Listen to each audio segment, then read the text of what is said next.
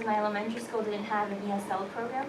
So as a 4th grader, I had to join the 1st graders in the English class twice a week. So I felt like an outcast from the rest of my elementary school years. And then during my middle school and high school years, I was just balancing my Peruvian and American cultures. And there was a big part of me that wanted to be American. And so having this extra role and identity of being a 1.5 has been difficult. There are a lot of culture clashes and obstacles and expectations. And the way I've been able to cope with it was to rely on my my support group, so my family in Peru and my mom. So to explain the 1.5 generation, second generation, in their fragmented environment, I will state the literature review, which will lead to my research question and my methodology, and I will conclude with my findings and discussion. So for my literature review, so Rumbao coined the term 1.5 generation. It's individuals who immigrated here between the ages of 6 and 12. And Ports and Rumbao, they disclose that 1.5 and second generation immigrants are confronted with this pluralistic and fragmented environment. They have a plethora of opportunities because they're bilingual, and they're also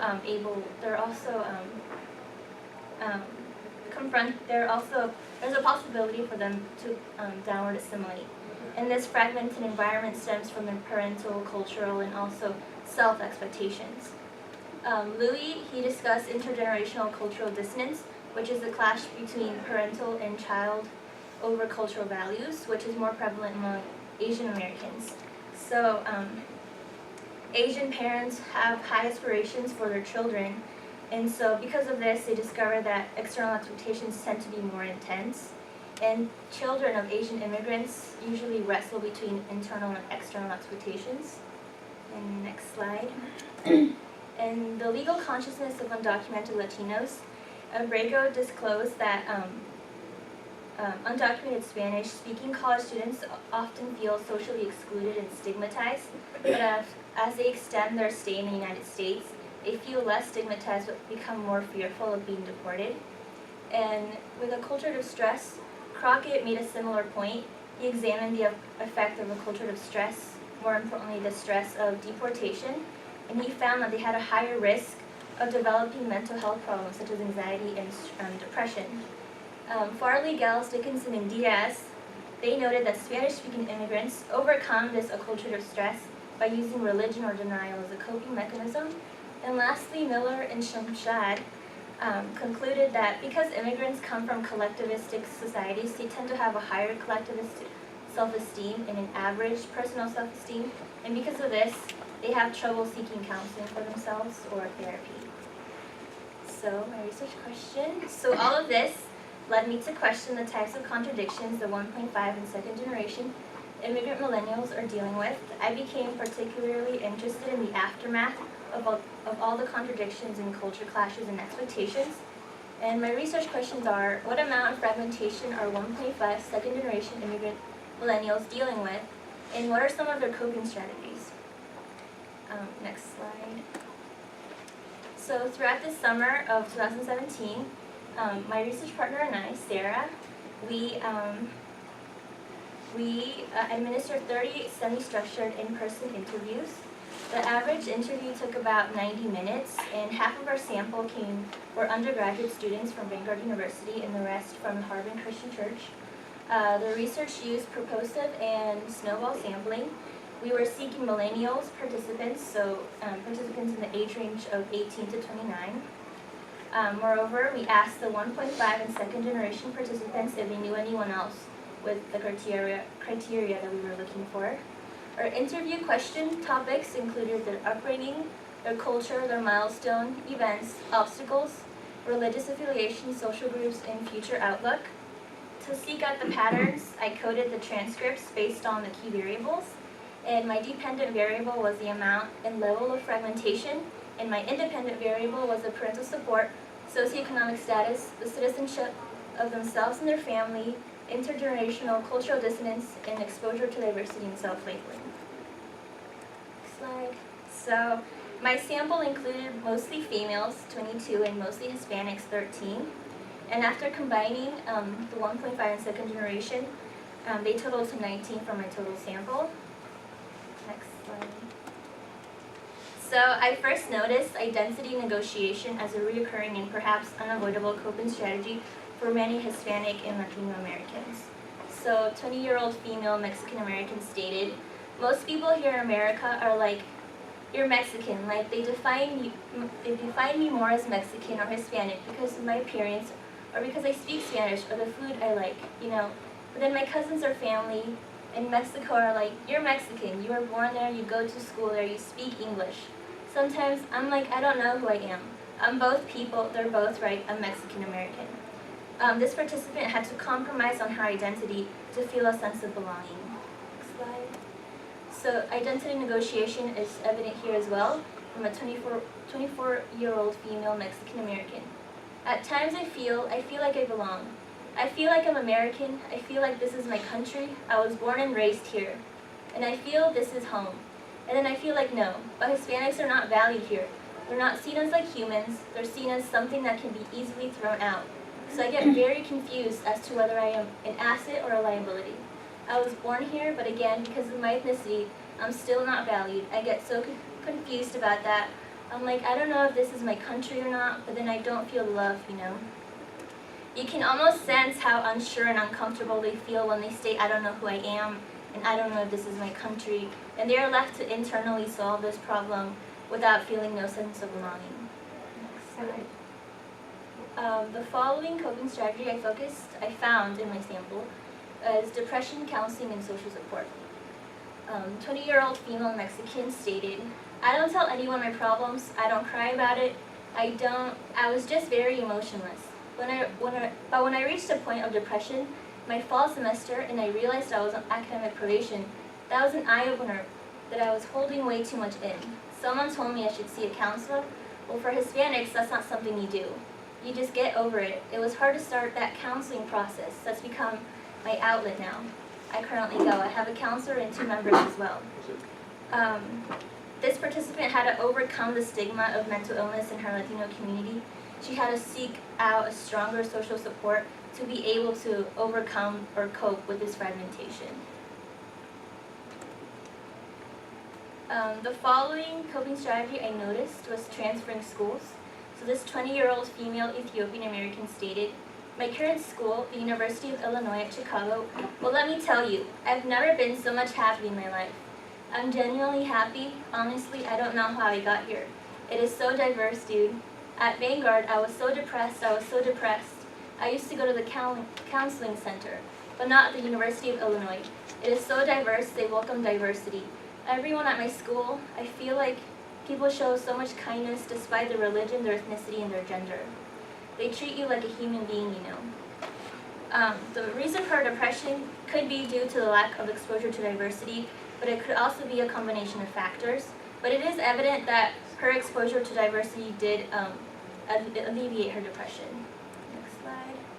And the last coping strategy that I wanted to share was from this participant, 20-year-old female Korean American stated, there would be Korean classes, so I had to do the SATs. So ever since I was in 2nd or 3rd grade, I had to go until I graduated. Yeah, so I hated my life. I didn't want to go. My mom was really strict and I didn't want to live under that and being pressured every day, so I wanted to live with my dad. But that didn't happen, so I started to have a really negative outlook on life because nothing happened the way I wanted to. My mom actually didn't think I'd do it, but when I turned 18, well, since 16 I've been saving money, you know, by work. So I literally packed all my stuff and I left home. The culture clash between her and her mom is clearly evident from this, as well as her loss of agency when she states nothing happened the way I wanted to. So for her to regain the control of her life, she had to make this drastic decision to move out at the age of 18. And so to recap, the coping strategies that I found for my sample were moving out, transferring schools, seeking counseling, depression, and seeking a stronger social support. However, from my research, I did not attempt to cover all of the coping strategies. There are various coping strategies that 1.5 and 2nd generation immigrants can use to overcome this fragmentation. From my research, though, I concluded that many opted for counseling to overcome their depression and anxiety, but some were limited to their cultural expectations. Also due to intergenerational cultural dissonance, there was a loss of agency with many, so that concluded in acting out and impulsive decision-making. And in conclusion, it's important to realize that juggling American values seems like the very source of contradictions for many 1.5 and second generation immigrants. And my references, you can keep going, and then questions. We'll take the questions, everybody's questions at the end. So, the next presentation is by, I know you by Sarah. Sarah, yeah. Sarah M. The way from minor immigrant to major American, fragmented environment among the 1.5 and second generation millennials. I need your laptop or the PowerPoint or something. Oh, it's it's actually already- in. Okay.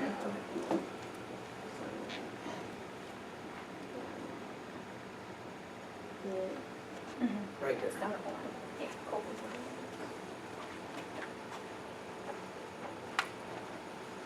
Floating. There. Okay. So first and foremost, thank you so much for joining. My name is Sarah. I am a senior in Vanderbilt University of Southern California, majoring in sociology and also minoring in women's studies. So today I will be discussing about fragmented environment among 1.5 and second generation Christian millennials. So this study began in the summer of 2017 with my partner Tamara through a program called Summer Undergraduate Research Program. So we were furthering our research study conducting various attributes about 1.5 and second generation. So for today's research presentation, I will be exploring the discrepancy between the Hispanic and Asian identity in the United States and focusing on those two ethnicities. So the reason why, sorry about that. The reason why I chose this topic of 1.5 and second generation is not only because I am a 1.5 generation immigrant, but because I have watched my parents sacrifice in order for my brother and I to have a better life. So without knowing neither the language and the culture, my parents came to the United States 2 years before us with just one luggage and $200 in cash. So that is why fragmentation among 1.5 and second generation is important to me.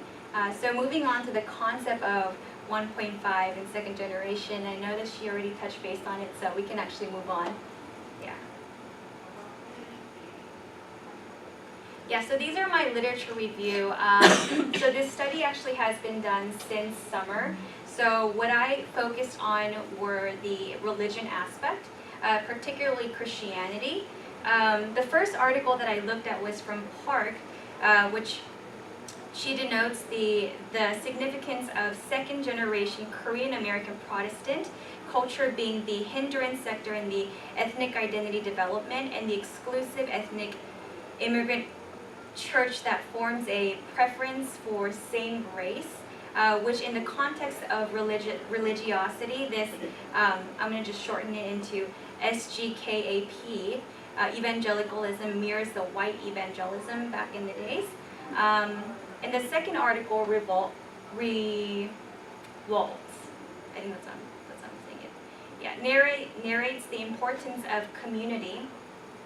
So communities such as work, at school, neighbors, and so on, that builds relationship between the Anglo and the Latino, that these friendly relationship with Latino neighbors, coworkers, and friends induces propensity of engaging in public arena to voice on behalf of who they love.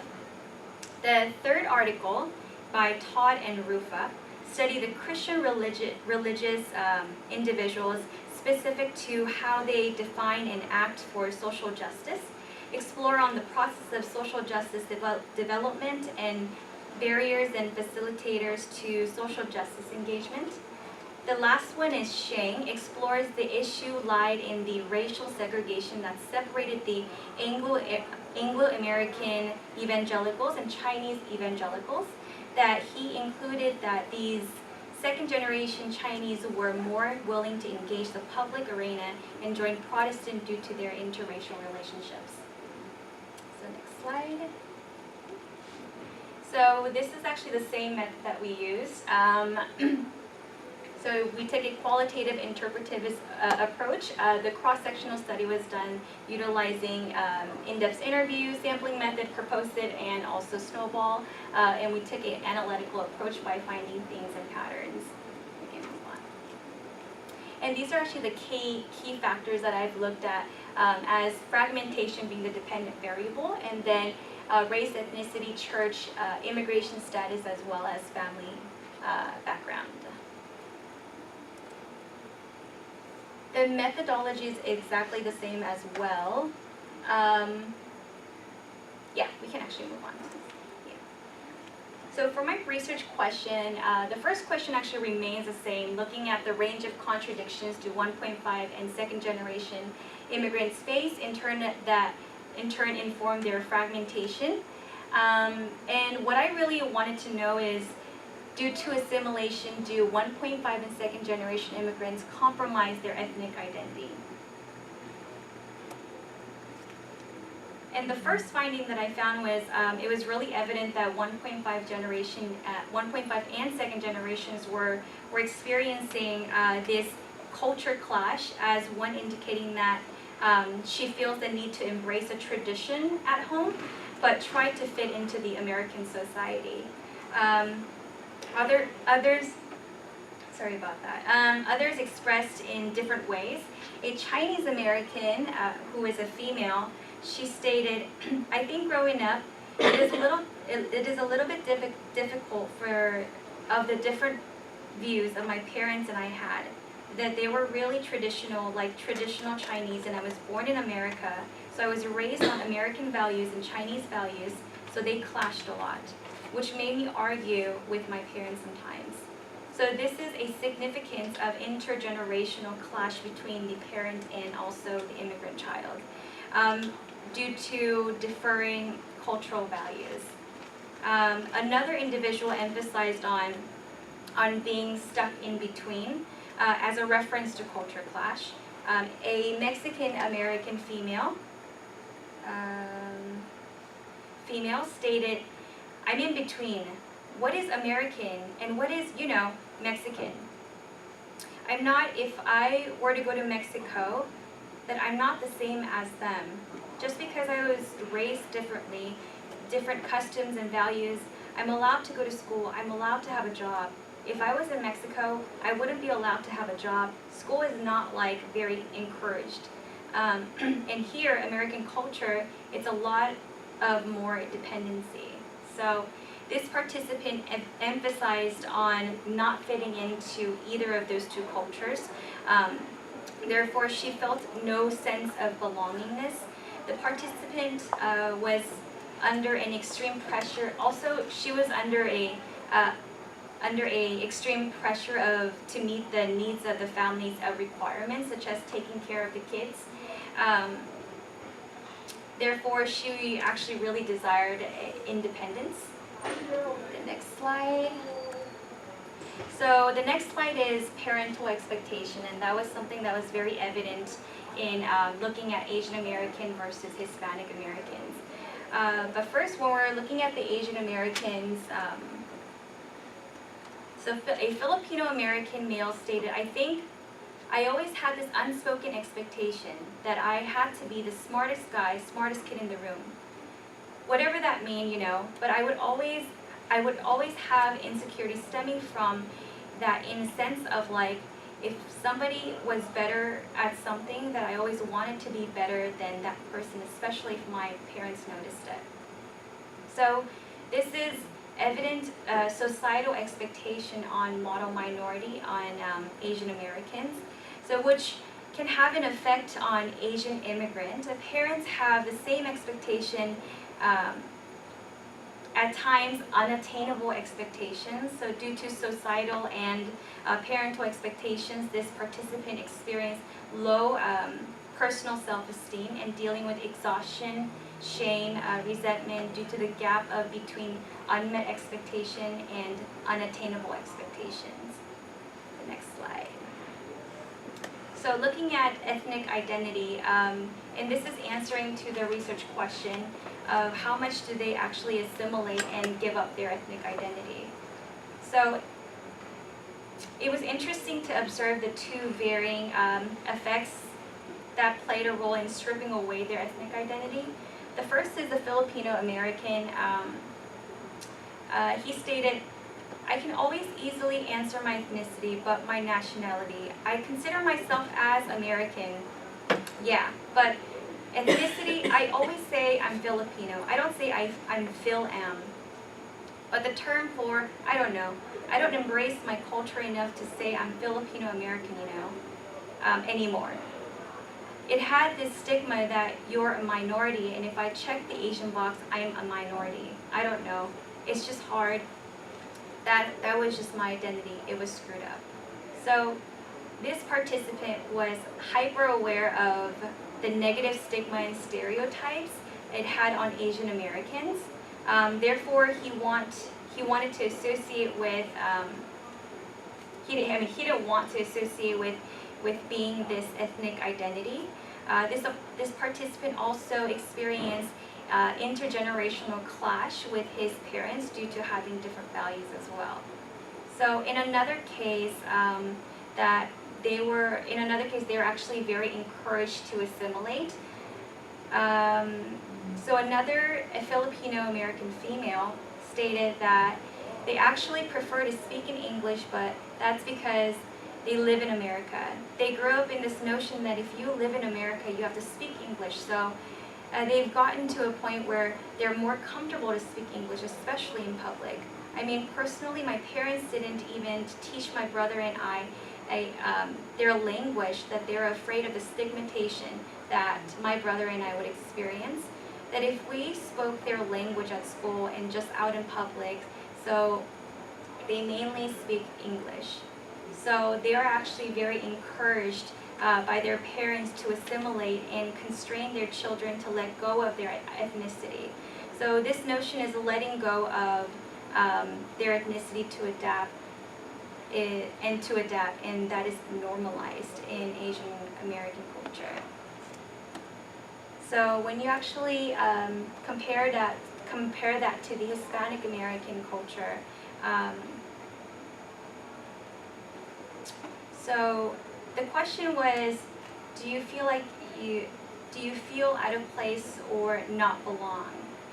And the answer to that was a Mexican American male stated, "You're living in America. It depends on where you're going to school that you feel like, we don't push people to go to college, that I didn't go to college. I didn't go to universities. So you do feel out of place because most Americans, that's what they do. It could have been me." So this participant actually has a low collective self-esteem due to not attaining education. So he expressed that he was bittersweet towards his family for them not pushing him to go to college. And another participant, so she stated, "For me, if I was to think of not being Hispanic, that would just expect me to be, have life myself and have a career in education. That's kind of it. But as a Hispanic, I'm expected to have kids, have a family, and so it's different. It's hard to blend the two." So the participants' parents often press their immigrant children to adapt to their collectivistic value, so enforcing her children to settle down and have kids and start a family. So this would be my last slide. So as far as the ethnic identity among the Hispanic American millennials, a Guatemalan American male stated that, "I was raised by my grandmother, who was Guatemalan, so that's all she knew. So I was raised by Guatemalan women and men, and how would I call myself as an American just because I was born here, but have no connection to the culture here? So this individual that grew up in a very collectivist home. So everything was based on a relationship and closeness, and he basically could not associate himself with being an American. The next one is by a Mexican-American female. So back then when I was in middle school, I didn't like the fact that I was Mexican. That I didn't like because people view Mexicans, they had a really negative stigma. That they're like beaner, like freeloaders, you know, just bad reputation Mexicans had. So I didn't want to be like a good thing to be a Mexican. I didn't think that it was a good thing to be a Mexican.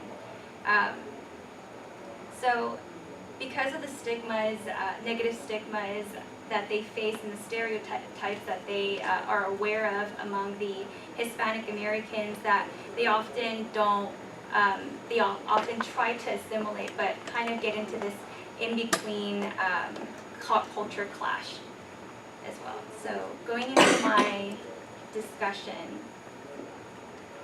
So for my discussion, so intercultural clash entails straddling between the two extreme values, often presses the 1.5 and second generation millennials to embrace the foreign tradition, and also they require you to fit into the American society at the same time.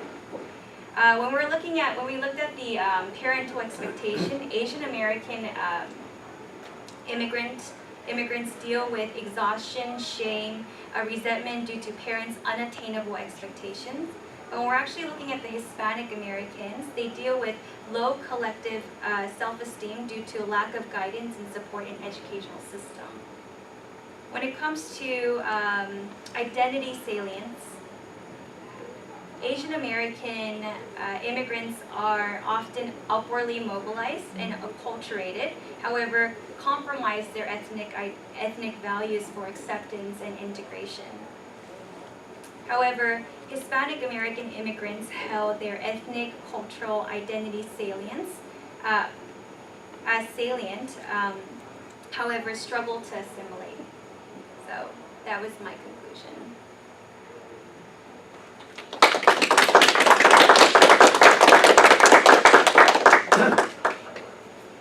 So tomorrow, why don't you come up here, why don't you stay here, and we'll ask for any questions. Anybody have a question? You could go ahead, I'm good. I have a question. You're familiar with research from University of Texas Austin.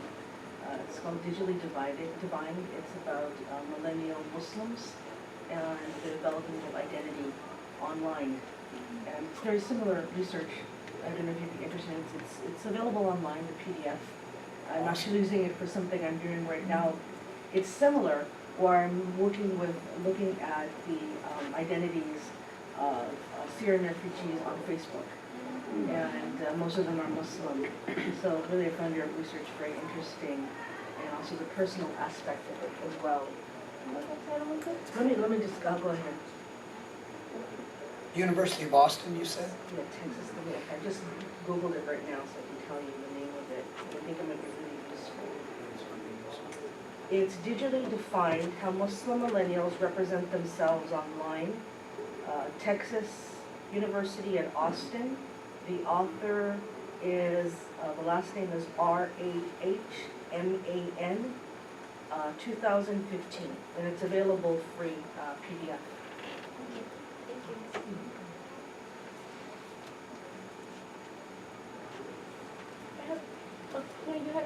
Oh, I was just gonna ask, did you feel with Asian Americans there were slight differences depending on like where in Asia they're from, or same with Hispanics? Like, did you find that like say like Mexicans felt different than maybe like Guatemalans, or like with the Asians, or was it collectively kind of the same? Yeah, that was actually really interesting because there were about 11 samples 11 Hispanics in my sample. Mm. And majority of them actually had what I kind of presented, had that notion. But there were actually a few that were quite different and more towards the Asian American way, yeah. And it really depended on their upbringing, so how their parents pretty much raised you, and some of their values too. So. And do you think it also is affected by like the type of neighborhoods you lived in? Like if the Hispanics or Asians lived in a more Asian populated area or whatever? Like diversity-wise? Yeah, like if they were like the only Asian like in like there was a very small minority versus a very large diverse area, do you think that affected if they let go of their culture or assimilated more or? Yeah, for as far as the Asian Americans, I had five Asian Americans in my sample, and one of them actually, I counted her as salient because she was not really, ethnic-wise, not diverse. She actually stuck with a lot of the Korean Americans. So, yeah. So it definitely depended on how many of people who were similar to them grew up in the area. Right, yeah. Okay. I'm a little confused as to, in the beginning you were mentioning how you were going to relate it to, I think you mentioned something about Christianity, but I didn't really see the ties. Oh, no, I was basically saying that this research was started during summer of 2017, and we're continuing the research. So when I did this literature review, I focused more on the religion aspect. So furthering the research now, we've kind of split it into two different research studies. So I'm kind of focusing on different things that didn't really, yeah. Sorry about that. But it was a Christian population generally. Yeah, it was a Christian population, That's the so link. Oh, okay. yeah, all of them were Christian millennials. Okay, thank you. So when you were talking about how, like, depression and anxiety symptoms, did you see a difference between, like, male and female? Like a gender difference, especially in, like, Hispanic communities due to, like, machismo and, like, inherent things in our Our culture? sample, there was only 22 females, so we mostly saw depression among the females, obviously. It was mostly due to their citizenship status. We didn't really see that among males. There were several Hispanic males, but that wasn't, it wasn't. And another thing is, when we were interviewing, a lot of the women were the ones that were like really open, and men were kind of not so open, so that might answer a little bit. Did you find a hierarchy in coping strategies? Like, which of those coping strategies sort of made it to the top as like, oh, I've seen this over and over and over? The identity negotiation of them not knowing if they're American or their ethnicity, that was prevalent among most of the Hispanics. They just didn't know because their parents were born in Mexico, but they were born here. They were just, that was really the one That was I a big saw. deal? Yeah. So, and as Sarah called it, inner